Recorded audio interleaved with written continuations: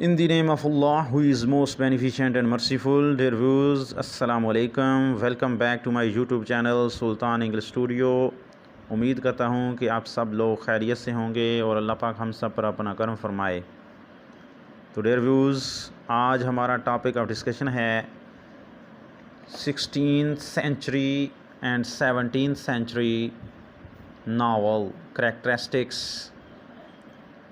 इससे पहले भी नावल हिस्ट्री के बारे में हम डिस्कस कर चुके हैं। इससे पहले जो लेक्चर हुआ है उसके अंदर हमने early history of the novel discuss की है, जिसके अंदर हमने स्टार्ट से लेकर 2nd century, middle ages, 5th century to 15th century तक नावल हिस्ट्री को शॉर्टली डिस्कस किया है। तो नेक्स्ट वीडियो शुरू करने से पहले आपसे छोटी सी रिक्वेस्ट है कि अगर आप मेरे चैनल पर न्यू हैं तो प्लीज़ इसको सब्सक्राइब कर दें and press the bell icon also, ताकि आपको मेरी हर नई आने वाली वीडियोस के नोटिफिकेशन मिलते रहें। तो चलते हैं अपने असल टॉपिक की तरफ। 16th and 17th century novel. The novel developed in its modern form in Europe in the late 15th and early 16th.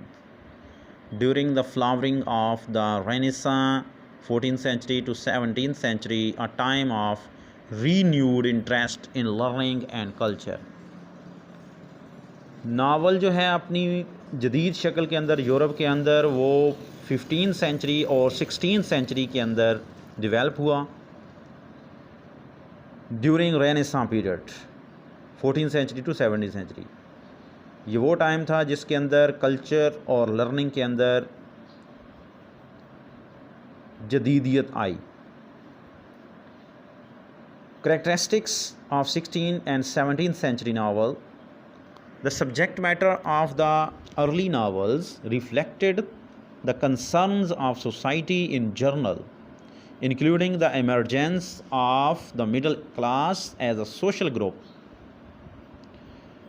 जो अर्ली नावल थे, पहले वाले नावल, उनका जो सब्जेक्ट मैटर था उसके अंदर जो है जो पॉइंट डिस्कस किए गए उसके अंदर सोसाइटी के बारे में बताया गया इन जर्नल, और इमरजेंस ऑफ मिडिल क्लास, जो मिडिल क्लास थी उसकी एमरजेंस को शो किया गया as a social group.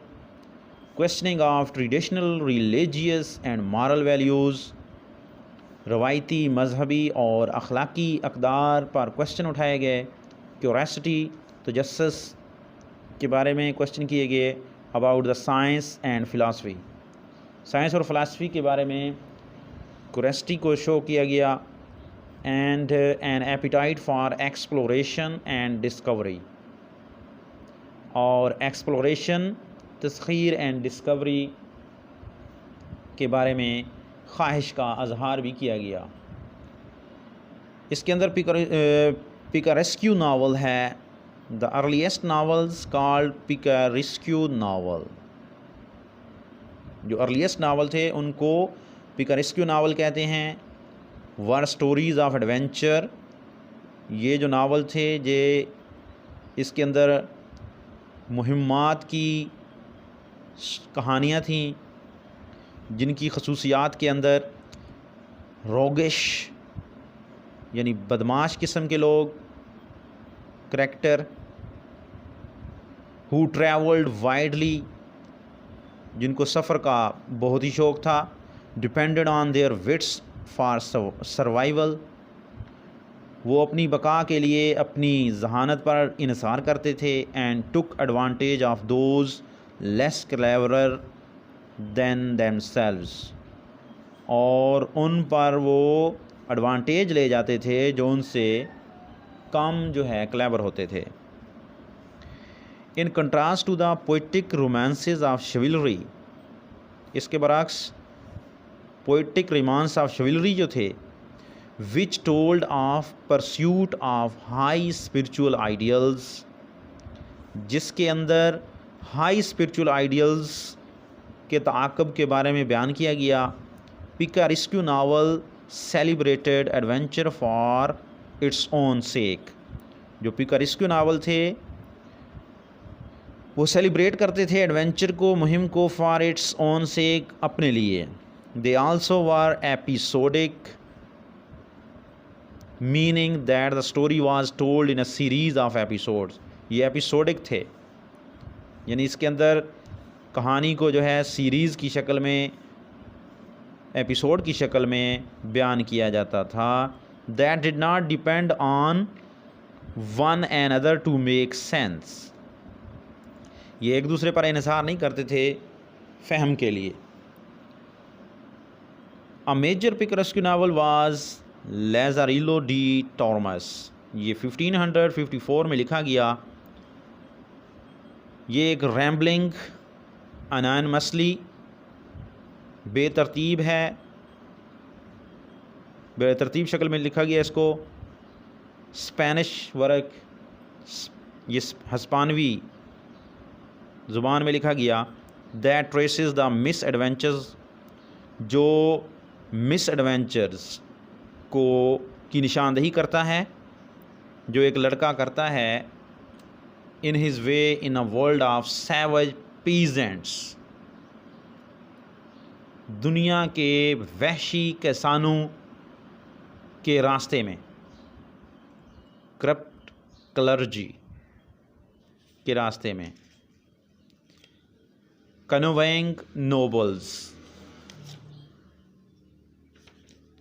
And N अरे ऑफ रफ करैक्टर्स, और इसके अंदर जो है रफ करैक्टर्स की एक तरतीब थी।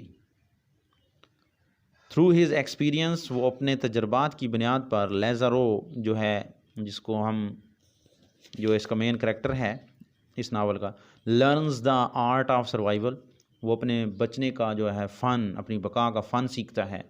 Including how to eat bread without being noticed, जिसके अंदर ये शामिल था कि वो रोटी को बग़ैर जो है किसी के ध्यान दिए खाए। He takes mouse like bites from the loaf, वो जो है चूहे की तरह जो है काटता था रोटी को। In England an early picaresque novel was the unfortunate traveller. England के अंदर जो पिकरेस्क नावल है उसके अंदर नावल है unfortunate traveller or the life of Jack Wilton. ये 1594 के अंदर लिखा गया बाय थॉमस नैश। ये एक रेसी treatment of 16th century Italy. इसके अंदर जो नस्ली सलूक था 16th सेंचुरी के अंदर इटली के अंदर, उसको दिखाया गया। It features sinister clannex, beautiful endangered women and appearances by German theologian Martin Luther and Dutch scholar Desiderius Erasmus. इसके अंदर इसकी जो खसूसियात हैं वो सिनिस्टर हैं। सिनिस्टर कहते हैं कि मनहूस, दगाबाज। क्लैनेक्स, पादरी। ब्यूटीफुल इंडेंजर्ड वोमेन, खूबसूरत ख़तरे में फंसी हुई औरतों को दिखाया गया। And appearances by German theologian, और इसके अंदर जर्मन थियोलॉजन मार्टिन लूथर और डच स्कॉलर डिज़ाइड्रस एरास्मस की दिखावे को भी शो किया गया। Don Quixote by Spanish author Miguel de Cervantes is a more serious work. ये एक बहुत ही संजीदा काम है जो Spanish author Miguel de Cervantes ने किया, Don Quixote. It depicts an idealistic Spanish nobleman who imagines himself a hero. इसके अंदर एक मसाली हस्पानवी नोबलमैन जो कि अपने आप को हीरो समझता है, but is actually an undistinguished middle aged man, लेकिन वो हकीकत के अंदर मामूली और मिडल एज मैन है। Who has read so many romances of chivalry, वो शिवलरी जिसको हम बहादुरी कहते हैं उसकी बहुत सारे रोमांस जो है वो उसको पढ़ चुका है। That he has lost touch with reality, और वो जो है अपनी हकीकत, ही हैज़ लास्ट, वो खो चुका है टच, एहसास विद रियलिटी, हकीकत का। फीचरिंग, खसूसियात के अंदर इसकी रिमोट कैसल, स्ट्रेंज इन्स, ये चीज़ें इसके अंदर दिखाई गई हैं। एंड मोटले कंपनी हमरंग कंपनी को दिखाया गया है। The work dramatizes the collision between idealism and realism, और जो मेन वर्क है इसका जिसको इसमें ड्रामेटाइज किया गया है वो कोलिजन है, टकराव है आइडियलिज्म का और रियलिज्म का। With his work Cervantes introduce the idea that the novel should penetrate surface appearances. Cervantes जो है अपने वर्क में उसने ये आइडिया ख्याल मुतारफ़ करवाया कि नावल जो है शुड पेनिट्रेट, इसको सरफेस अपीयरेंसेस के बारे में पेनिट्रेट करना चाहिए। पेनिट्रेट का लफ्ज़ी मैंने तो छीदना है। For example when Don Quixote encounters a barber, के डॉन कोक्सटे जब एक नाई का सामना करता है, wearing a brass basin on his head, अपने सर पर एक जो है बर्तन पहने हुए, to shield himself from the rain, अपने आप को बारिश से बचाने के लिए।